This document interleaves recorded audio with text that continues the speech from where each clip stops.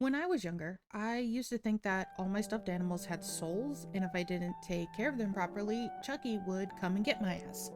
Strangely enough, that's actually related to what we will be discussing today. I saw a TikTok with the description of the book, and I was like, you have my interest. And now I have regrets. I did the only logical thing that one could do after traumatizing myself: share this monstrosity with you all. This video will be about the Broken Doll novellas by the author Zoe Blake. 3 novellas complete this story, and in case you were wondering why 3 novellas as opposed to 1 book, she was generous enough to give us the answer to that question in the author's note before the tale starts. So to TLDR it, she wanted it to be more of like an episodic thing, giving us disturbing in bite-sized pieces, so we don't lose its humanity. Not 100% sure what she means with that, but whatever. Either way, it didn't really work for me because I read them all in like an hour, and who am I to say how someone else formats their book? I will need to throw up some trigger warnings for some very disturbing things we will be discussing. Please pause to read because YouTube does not like no words this early into a video. So buckle up, y'all. It's gonna be a weird one.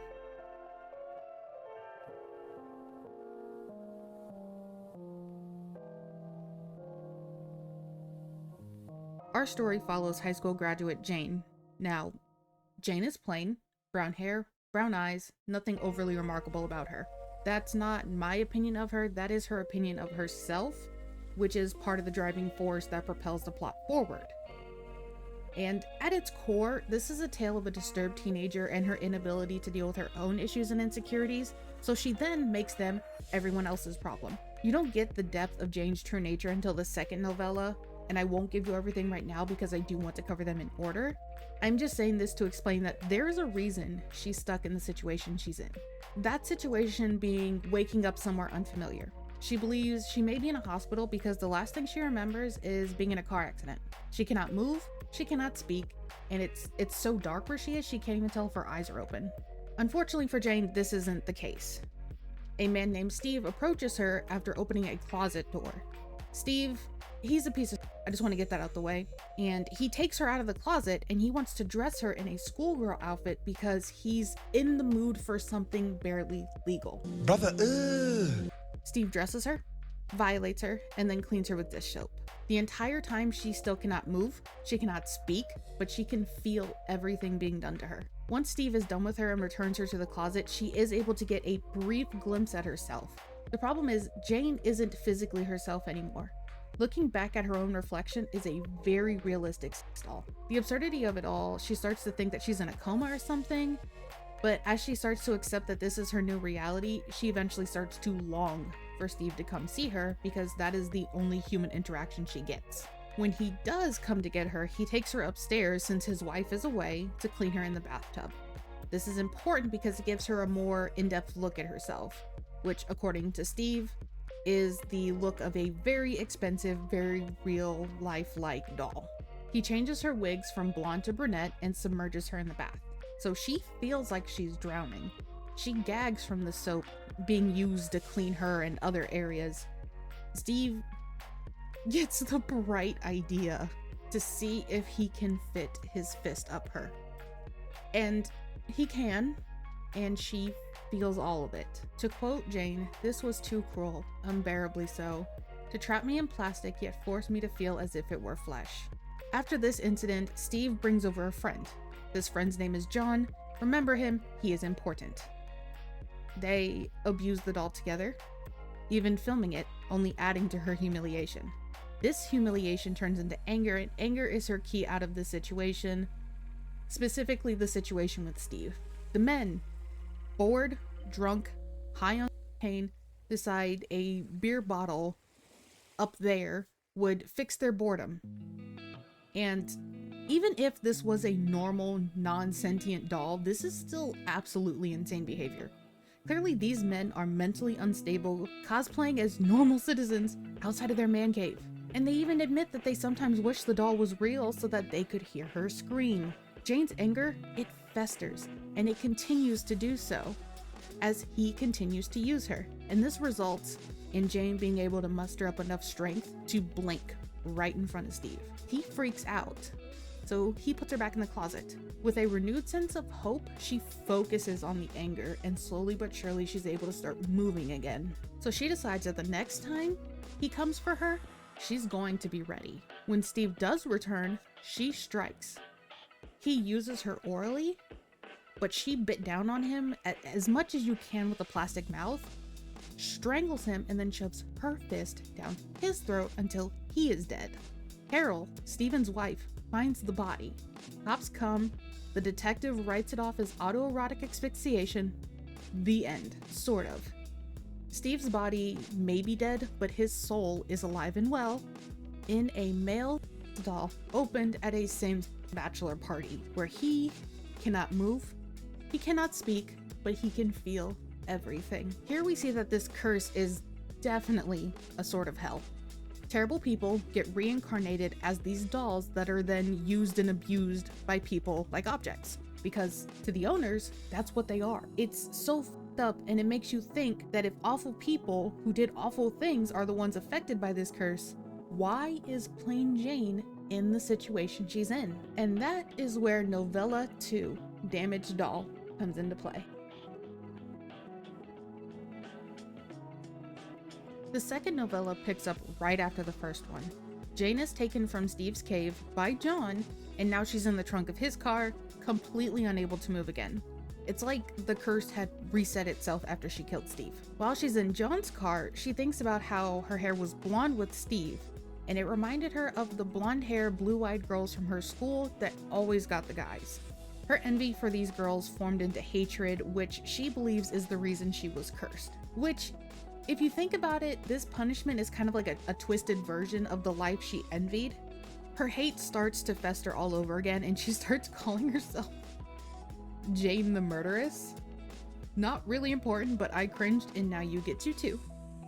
The cycle of abuse continues even worse than before with John. John needs a priest, an exorcism.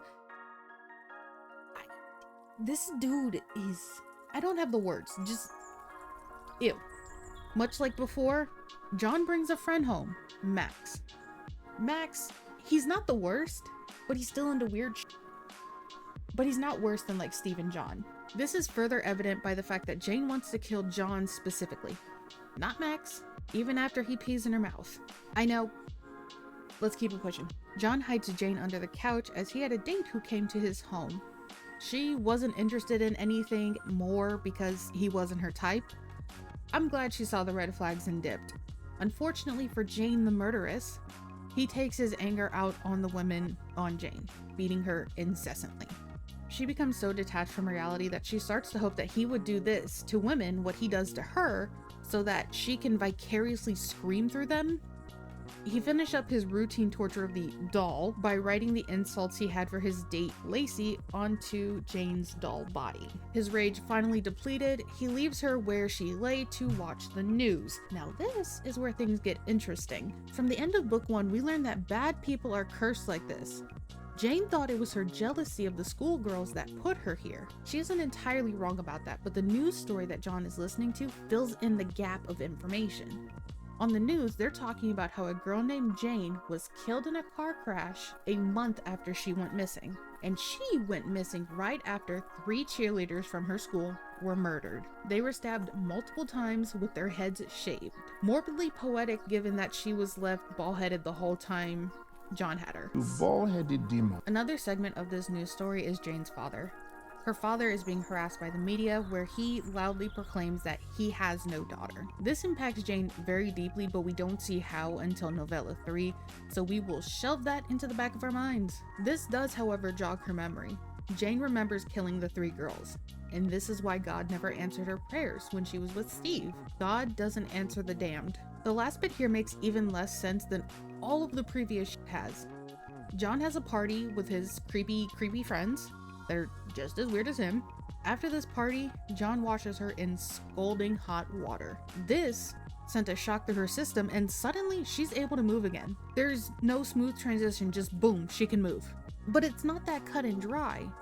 Honestly, nothing in this really is, but I digress. Jane is in a human body again, just not her body, because her body's dead. Across from her is a therapist who calls her Helen. Helen, wherever she is, had some anger issues because the therapist is court-ordered, threatening to speak to the judge because of how Jane is acting in Helen's body. Jane is just as confused as we are. However, at this threat, Jane loudly proclaims her own name and stabs the therapist in the neck with a pen. I don't understand how this happened, and before you think you'll get an answer, you won't. It is what it is. It's interesting to now understand why Jane is in the situation she's in. In Broken Doll, she's portrayed as this innocent high school kid who had no idea what was happening. Now we see that she had this much darker side to her long before she murdered Steve. Jane's a bit more complex and a bit more unstable than we realized. I had thought that this was the end of the first novella and like the second would be the perspective of Steve and so on from there. That was the last we heard of Steve, but that will not be the last we hear of John. Oh no, we're just getting started with John. The final novella is Damned Doll, the adventures of Jane in Helen's body for some reason. She admits her plan to kill more people who have wronged her, and in order to do this, she skims through the therapist's records looking for someone who would be easy to manipulate. She settles on a addicted priest that we will never meet nor hear anything about ever again. No idea why it's mentioned. She steals the therapist's car, and the scenery tells her that she is still in Chicago. Chicago is her birthplace and the town of her triple homicide. Using the therapist's money, she helps herself to a luxury hotel, and in the bathroom, she gets a look at her new body. Helen was a brunette, but not the same kind of brunette that Jane was. Helen was more of like a playboy type of brunette in her eyes and figure, perfect for helping her execute her plan of revenge. Using Helen's laptop, she looks for a specific person that works for a specific company, Chicago's Properties Limited. Once she gathers the information on this person that works for Chicago Properties Limited, she shows up at John's apartment with pizza, asking if he wants to have dinner with her, because she's new and lonely. She really plays up the weak and submissive role, knowing that that is what he likes. She gathers this man hook, line, and sinker, convincing him to take things to the bedroom. She ties him up. Check and mate. She recreates some of the abuse she suffered on him, including the beer bottle. She shoved that beer bottle so far down his throat that his mouth started to split. Jane left him there, tied to the bed, while she tries to locate her former doll body. When she does, she wonders if Helen is in there. The records didn't say much about what Helen was like to say for certain if she did deserve this fate. Based on how things work here, I assume yes, but what could Helen have possibly done to warrant the soul of a quadruple murderer to inhabit her body? I really wish we found out. I am genuinely curious. Following John's death, she stalked and purposefully put herself in the path of a girl named Cindy. Using her social media, she is able to nail down Cindy's routine and tailor her personality to match hers. She had no part in anything that happened to her prior to this moment. She just happened to have the job at the company that Jane needed to sneak into. Using the fact that Cindy is attracted to women, the two start to become intimate, and then Jane kills her, citing that it was nothing personal. She takes over Cindy's job at Chicago Properties Limited, but uses Helen's name under the pretense that the temp agency sent her to replace Cindy due to family problems. She did this so she could get close to the big man, Michael. Michael is married, but likes to forget that when there are busty brunettes around. Jane is able to finesse this man into a date that leads to his house as his wife is out. Jane is able to navigate their house with a strange level of ease, walking straight into his bedroom without any help. He tells her all about how he decorated the house himself, a lie that Jane is aware of. His wife decorated the whole house. Michael did nothing. I expect at this point you kind of get where this is going and who Michael is. After a bit of daddy king spanking, she looks at a family photo that she's able to see from being bent over, and it's a photo of him, his wife, and the daughter he proclaims he never had. And this is where the Helen mask slips and Jane the murderess takes over. There's a back and forth where Jane reveals who she is and Michael's not believing her because, again, it's not her body. Jane says, "I did it, Daddy. I was finally pretty enough for you to notice me, to want me." What? Michael thinks that Helen is unstable. Not wrong, but Helen is also not wrong calling herself Jane, his daughter. I am concerned why she would want her dad to feel that way. There's a lot of pieces here. There's a lot to unpack, and unpack I am not qualified to do. You need professional help. Hang on. I just feel there's a lot about Jane that can be explored with all the questions I have. I wouldn't mind a continuation of her story, or maybe even a prequel where we experience Jane before and after the triple murder that caused all this. But speaking of murder, again, she shoots her dad dead, but is then promptly tackled by the cops. Who called the cops? It wasn't either of them. Was there a panic button in the bedroom? I don't understand how the cops got there. The detective that is taking her to the police station was the same one that investigated Steve's death. The detective is trying to get any info he can out of Jane, but she is tight-lipped. She knows her next move. Once evaluated, she is sent to a mental institution. She is then locked in a cell where she takes the bed sheets and ended her life. Or did she just end the body of Helen? The reason I say this is because the last sentence of this whole trilogy is the same as the first. I can't tell if my eyes are open. This could mean quite a few things. Similar to Steve, John is now suffering the same fate, or somehow Jane's soul floated into another doll. I don't know. I do want to know, but I also like an ambiguous ending because it makes you think. Like, I have entirely more questions now than I did when I saw the TikTok of the premise. Like, I knew I was going to be confused. If you feel like you can stomach it, give it a read and let me know. I mean, I got all 3 of them on Amazon for under 10 bucks. I do want to thank you for sticking around to the end of my first horror Halloween video. Every Friday of October, I will be sharing horror books with you to celebrate the best time of the year. That is all I have to say for today. And like always, please remember to drink water and return your library books on time, or else. I'm here for you, always. My favorite subject.